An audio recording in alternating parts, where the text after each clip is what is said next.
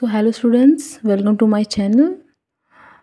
आज हम हिंदी और स्टेनो में वर्णमाला सीखेंगे। क्योंकि इसके पहले हमने वर्णमाला की एक वीडियो डाल रखी है, लेकिन उसमें वॉइस रिकॉर्डिंग नहीं है, प्लस में कुछ कमियां भी रह गई है। उन कमियों को पूरा करते हुए आज वर्णमाला की फिर से नई क्लास डाल रहे हैं।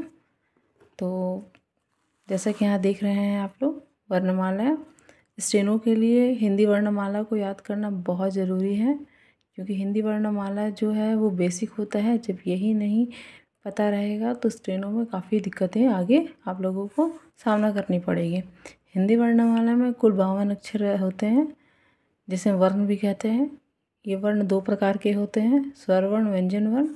स्वर वर्ण में आ से आ तक होता है। आ में का रा, हर्षई, दीर्घई, हर्षऊ, दीर्घऊ, री, ए, आए, ओ, आओ, अंग, आ। ठीक है, इनमें अंतर ये होता है कि इसको थोड़ा धीरे से, इसको थोड़ा जोर से पढ़ते हैं। व्यंजन वर्ण में का वर्ग, चा, टा वर्ग इस तरीके से होता है। का वर्ग में का से अंगा तक, चा वर्ग में चा से इया तक, टा वर्ग में टा से मूर्धन्य तक, ता में ता से न तक, पा में पा से मा तक। अंतस्थ व्यंजन में अंतस्या, र, ला, वा 4 अक्षर होते हैं। उसमें व्यंजन में तालव्य सा, मूर्धन सा, दंत सा, हा। संयुक्त व्यंजन में संजोगी छा, त्रा, ज्ञा, एक्चुअली गलत है, ज्ञा, स्रा, ये दो अक्षर से मिलके बनता है। संजोगी छा का और सा से, त्रा, ता और रा से, ज्ञा आपका ग और इया से, स्रा, सा और रा से। ठीक है, स्वर की मात्राओं की बात करें तो स्वर की वर्ण ये हो गए। इनकी मात्राएं क्या है, जब ये किसी व्यंजन के साथ लगता है तो उसके साथ हम कौन सी मात्रा का प्रयोग करते हैं। तो आ के साथ कोई भी मात्रा नहीं लगाते हैं। आ में करा में ये आकार की मात्रा इसे कहते हैं। हर्षई कार ये हो गया, हर्षई के लिए हर्षई कार है, दीर्घई के लिए दीर्घई कार है, हर्षऊ के लिए हर्षऊ कार, दीर्घऊ के लिए दीर्घऊ कार, री के लिए री हो गया, ए के लिए ए कार, आई के लिए आई कार, ओ के लिए ओ कार, औ के लिए औकार, अंग के लिए अनुस्वार है ये, और आ के लिए विसर्ग।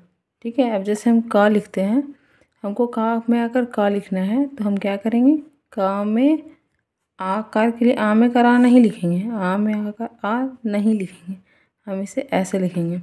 अब बोला जाए का हर्षई की लिखो, तो का हर्षई की ये ना लिख करके ये लिखेंगे, का हर्षई की। समझ में आया? इसको याद करना बहुत ज़रूरी है। आगे देखते हैं। आगे वर्णमाला इन स्टेनो। स्टेनो में वर्णमाला सीखने के लिए हमें कुछ रेखाओं को याद रखना पड़ेगा। सरल रेखा, वक्र रेखा, आड़ी रेखा, तिरछी रेखा। सरल रेखा वो होता है जो सिंपल लाइनें होती है, बस सीधी। वर्टिकल हो गया, हॉरिजॉन्टल हो गया, है ना, इस तरीके की रेखाएं ये हो गई आपकी सीधी। वक्र रेखा जो कर्व लाइन होता है कुछ इस तरीके से, ठीक है, जैसे यहाँ पे मेंशन किया हुआ है। आड़ी रेखा इस तरीके से होती है, हॉरिजॉन्टल, तिरछी रेखा ऐसे होती है। इसको याद रखना बहुत ज़रूरी है।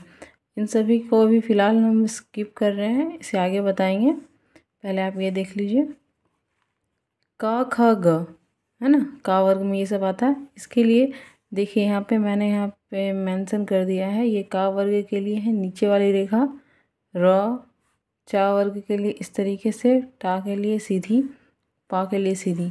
र और चा में थोड़े से बच्चे जो है थोड़े से प्रॉब्लम होता है, बच्चों को थोड़ा डाउट होता है।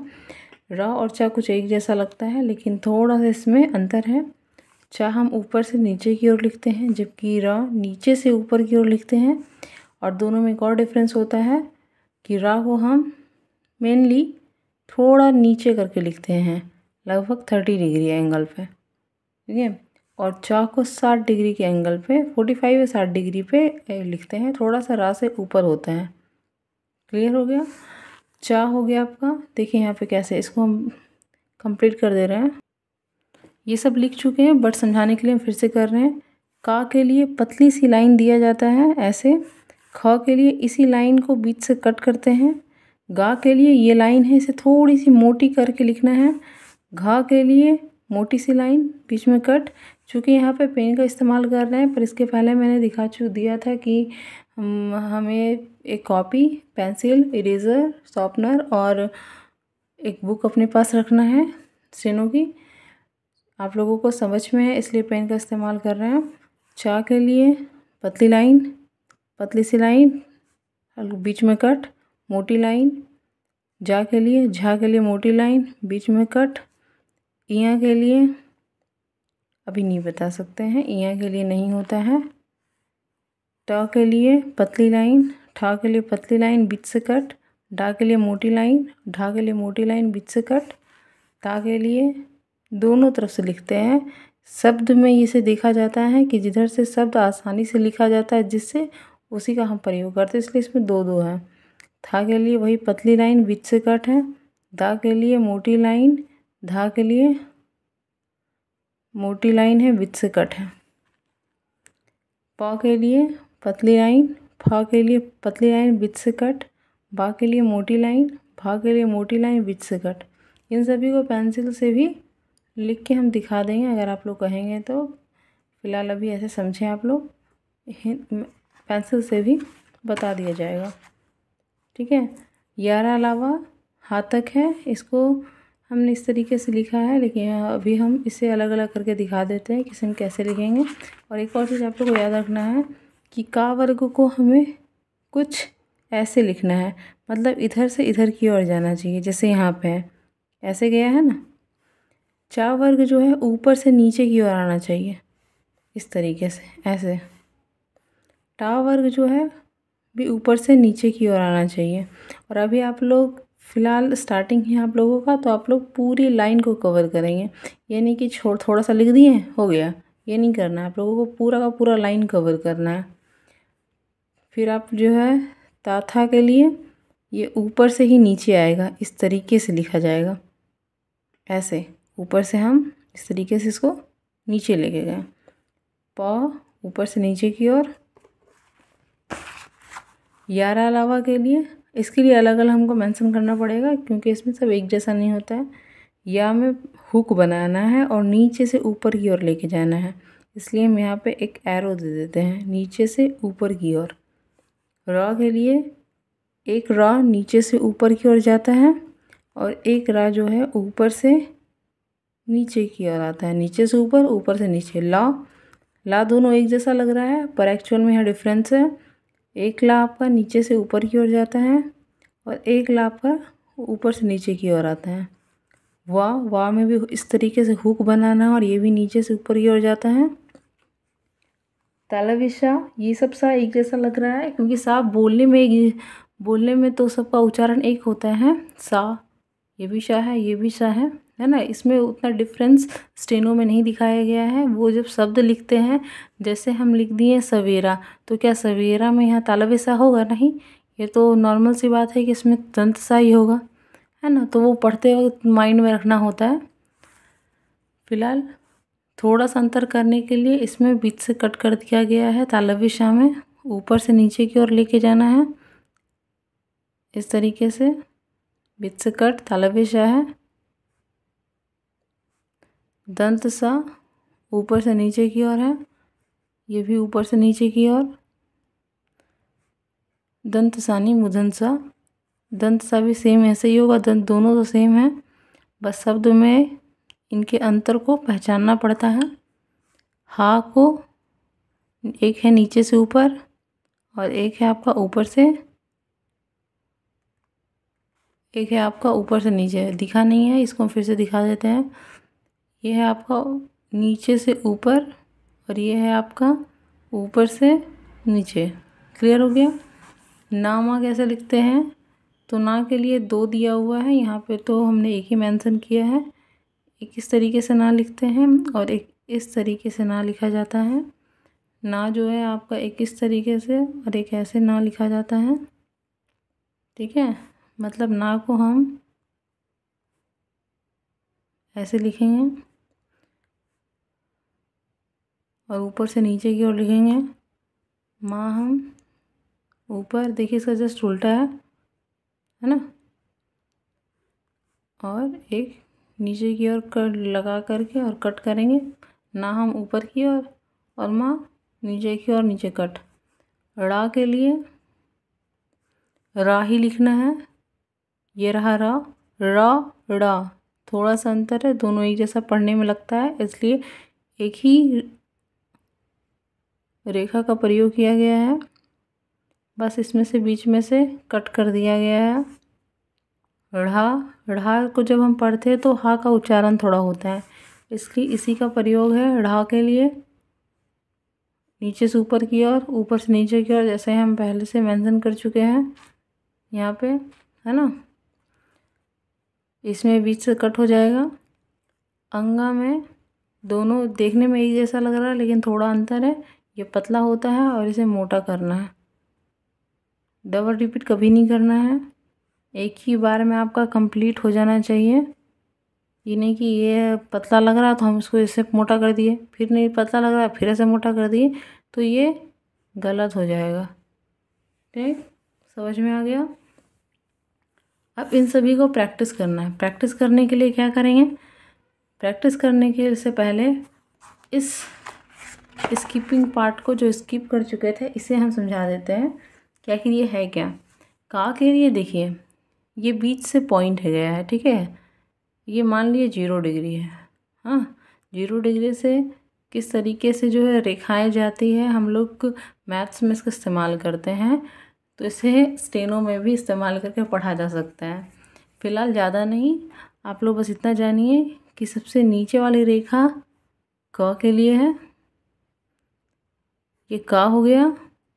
थोड़ा ऊपर करेंगे तो रा होता है, ठीक है।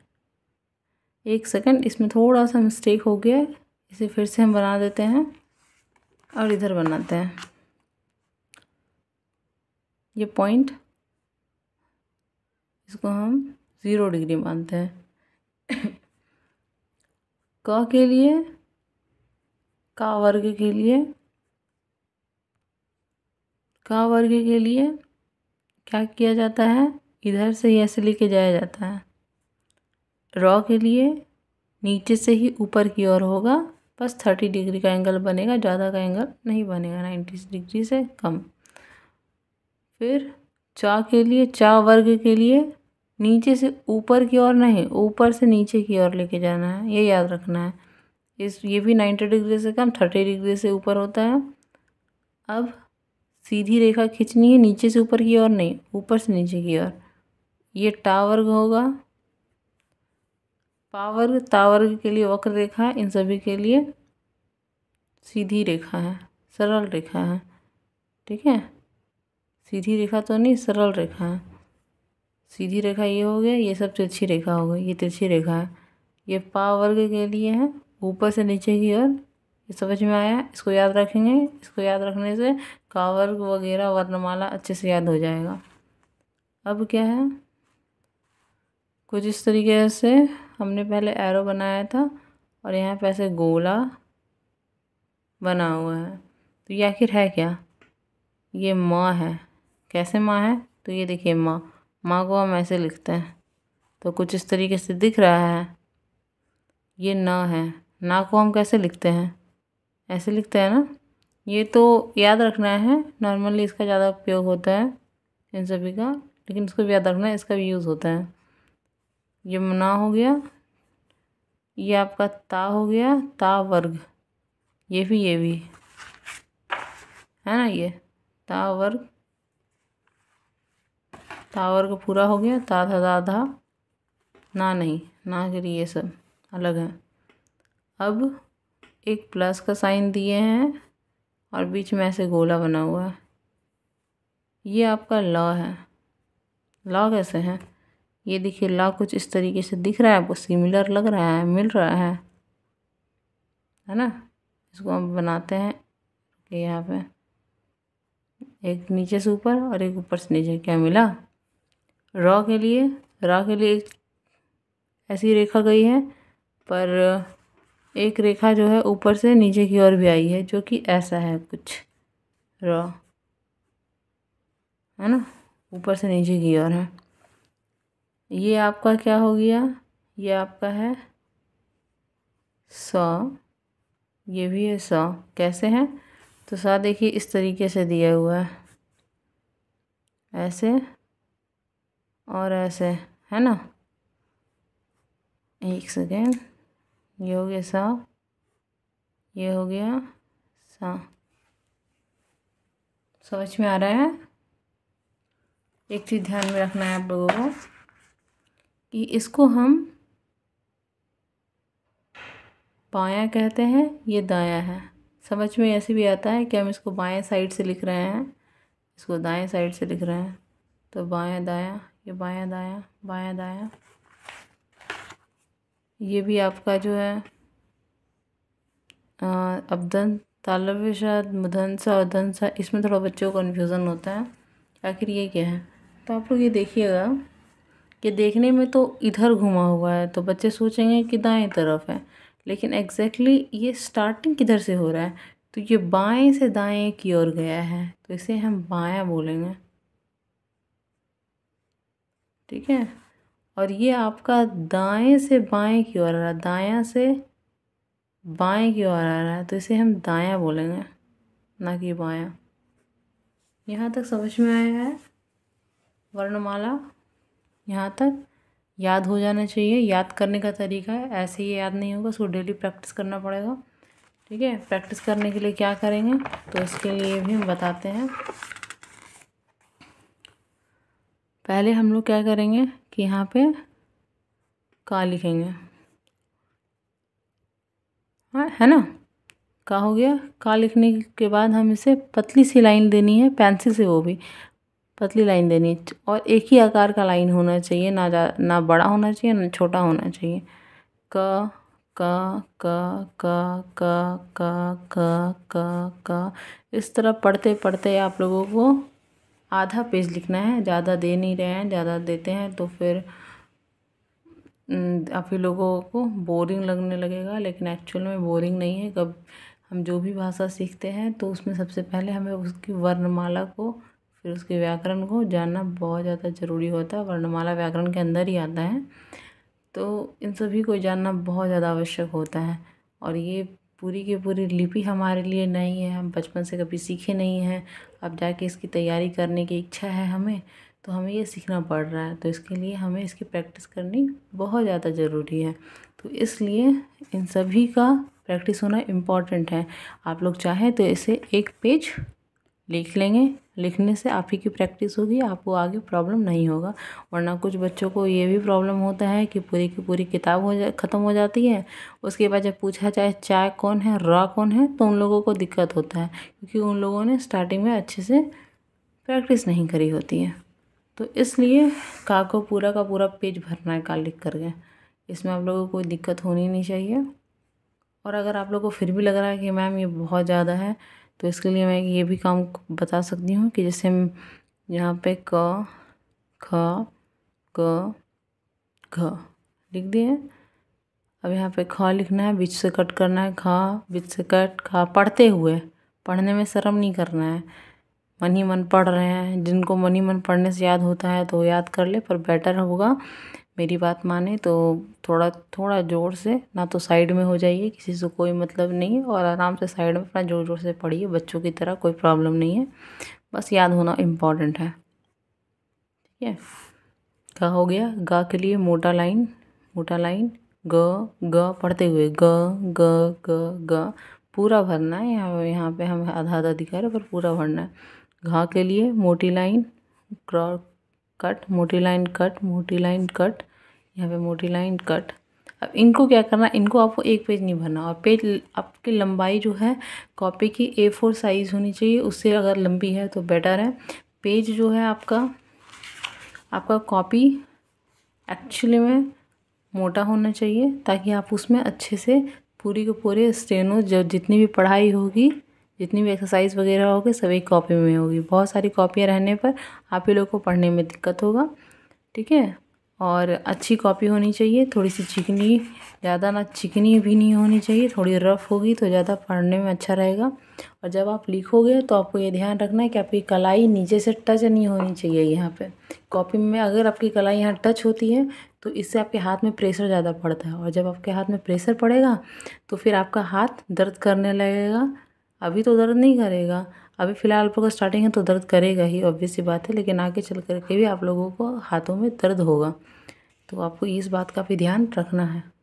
आपको जब वहाँ पे एग्ज़ाम के टाइम में आपका जब स्किल टेस्ट होगा ना, तो जब आप लिखोगे तो आपका हाथ में दर्द होगा, तो आपकी स्पीड कम हो जाएगी। इसलिए स्टार्टिंग से ही जब प्रैक्टिस करेंगे तो अपनी कलाई को थोड़ी ऊपर करके और उसके बाद लिखेंगे। इससे हाथ फ्री भी होता है और हमारा हाथ जो है बहुत जल्दी चलता है।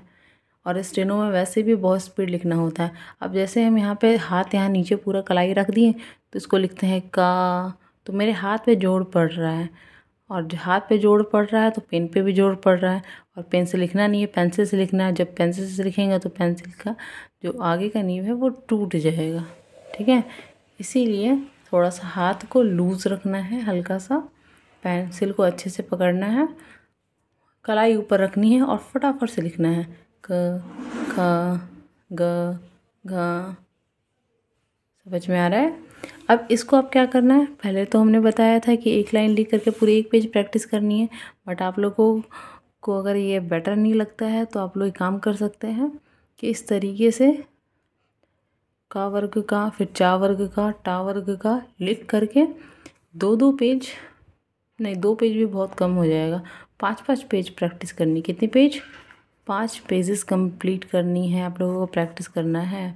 और याद अगर फिर भी नहीं हो रहा है तो रोज़ाना प्रैक्टिस करें, और आपको लग रहा है कि आप बोर नहीं होंगे, आप टाइम पूरा देना चाहते हैं, अच्छे से सीखना चाहते हैं, तो मेरी बात माने तो आप एक लाइन ही लिख करके उसे पूरे एक पेज को भरें। इससे आपका प्रैक्टिस होगा और आपको अच्छे से उन सभी चीज़ों को याद हो जाएगा। क्लियर हो गया? कॉपी वगैरह के बारे में बात कर चुके हैं। पेंसिल का नीब थोड़ा सा पतला होना चाहिए, और ना ही ज़्यादा पतला कि पेंसिल नीचे रखते ही साथ टूट जाए। टूटेगा तो वो फिर देखने में भी अच्छा नहीं लगेगा, ठीक है। इन सभी चीज़ों का वो ख्याल रखना है। कॉपी का कवर ऐसा होना चाहिए कि आपका 1-2 महीना लिखें और 1-2 महीना के बाद जो है आपको लगा कि भाई ये कॉपी का तो कवर ही उखड़ रहा है, तो इससे कॉपी फटेगा। उसके बाद जो भी आपका प्रैक्टिस किया हुआ पहले रहेगा, आप रिवीजन करने के लिए भी वो नहीं बच पाएगा, पूरा फट जाएगा। इसलिए थोड़ा अच्छी कंपनी की अच्छी कॉपी रखेंगे आप लोग। स्टेनो का आज का क्लास समाप्त होता है। अगली क्लास में हम 2-2 अक्षर के शब्द कैसे बनाते हैं उसके बारे में बात करेंगे, उसके बारे में पढ़ेंगे। जितना आज हमने पढ़ाया है, आपने आज जितना पढ़ा है उन सभी को प्रैक्टिस करें, और प्रैक्टिस करने के बाद अपने नॉलेज को थोड़ी इंक्रीज़ करें स्टेनो में। क्लियर हो गया? ठीक है, तो इस चैनल पे इसी तरह से बने रहें। और अगर आपको ये चैनल में ये वीडियो कुछ समझ में आता है, आपको समझ में आता है, पढ़ाई समझ में आती है, आपको अच्छा लगता है, तो आप प्लीज़ इस चैनल को सब्सक्राइब करें, लाइक शेयर अपने दोस्तों को शेयर करें। Thank you.